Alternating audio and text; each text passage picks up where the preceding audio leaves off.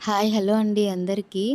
So, voice ఇలా ఉంది ఏమనుకోవద్దండి. నేను నైట్ డ్యూటీకెళ్ళేసొచ్చాను. ఇప్పుడే నిద్రపోయి లేసి వాయిస్ ఓవర్ ఇస్తున్నాను.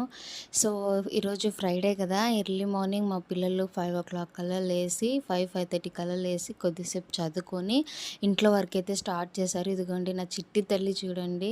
తన చిన్న చిన్న చేతులతో బయట గడపాను, ఇంట్లో గడపానికి పసుపు పూసి, బొట్లు పెట్టి, ముగ్గులేసి యాక్చువల్‌గా తనకి ముగ్గులు నేను ఇలా వేయి, అలా వేయి ఏం నేర్పియలేదండి. తనే నేను వేస్తుంటే అబ్జర్వ్ చేసి వేసేస్తుంది. మనకేదైనా ఒక పని నచ్చితే దాన్ని మనము వాళ్ళెవరు నేర్పించినా నేర్పియకపోయినా చూసి నేర్చేసుకుంటాం. సేమ్ నా కూతురు నాలాగనే మాట. అలానే నేను చిన్నప్పుడు అలాగనే నేర్చుకున్నాను. నా కూతురు కూడా అలాగనే నేర్చుకుంది. ఇదిగోండి పూజ కూడా చేసేసింది. నేను ఇంటికొచ్చేసరికే వాళ్ళ ఇంట్లో అంతా వర్కు. కసులు, బండలు, అంట్లు, టిఫిను, ఇంట్లో పూజ ఇవన్నీ కంప్లీట్ చేశారు. నేను ఇంట్లోకి అడుగు పెట్టేసరికి కడపాను, ఆ ముగ్గులు చూసి చాలా పాజిటివ్‌గా అనిపించింది. చాలా హ్యాపీగా అనిపించింది. నా పిల్లలు నాకు చాలా హెల్ప్‌ఫుల్‌గా ఉంటారు. నా బలం వాళ్ళే, నా బలహీనత వాళ్ళే. నా పిల్లలు కోసం నేను ఏదైనా చేయడానికి రెడీగా ఉంటాను. ఒక్కటే ఒకటి ప్రాబ్లమ్ అండి.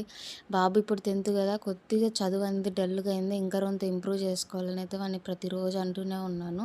అదొక్కటి మించి వాళ్ళ నుంచి నాకు ఏ ప్రాబ్లమ్ లేదు. చదువు గురించి ఒకటే, బాబు ఒకటే. ఇంక మిగతా విషయంలో నాకు చాలా హెల్ప్ చేస్తారు. ఇంట్లో వర్క్ కానీ, ఏదన్నా కానీ ఓపికగా చేస్తారు.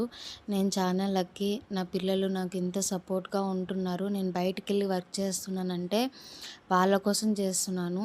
కానీ వాళ్ళు నన్ను అర్థం చేసుకొని వాళ్ళు ఇంట్లో వర్కులు ఇవన్నీ చేస్తున్నారు. ఇదిగోండి బాబు ఉప్మా చేశాడు. బానే చేస్తాడండి బాబు గూడా.